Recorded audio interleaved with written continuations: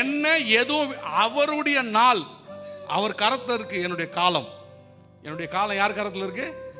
இந்த வியாதி கிட்ட இல்லை, இந்த பிரச்சனை கிட்ட இல்லை, இந்த சோதனை கிட்ட என் காலம் இல்லை. நிறைய பேர் கொடுத்துட்றோம் காலத்தை, இந்தா நீயே வச்சு, உன்னை எவ்வளோ நாள் ஓட போதோ தெரியல, இந்த வியாதி வந்துச்சு, இது வந்து அதிகபட்சம் 5 வருஷம் தாங்காதுன்றாங்களே.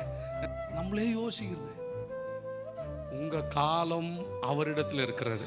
இதெல்லாம் தலைவலி வயிற்று வலி மாதிரி என்ன பண்ணோம், வந்துட்டு போயிட்டே இருக்கும். வந்ததும் தெரியாது, போறதும் தெரியாது.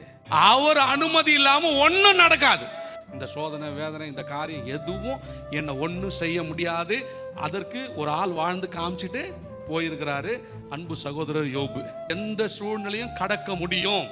தரையை விட கீழே போயிட்டோம், என்ன பண்ண முடியும்? மேல வர முடியும்.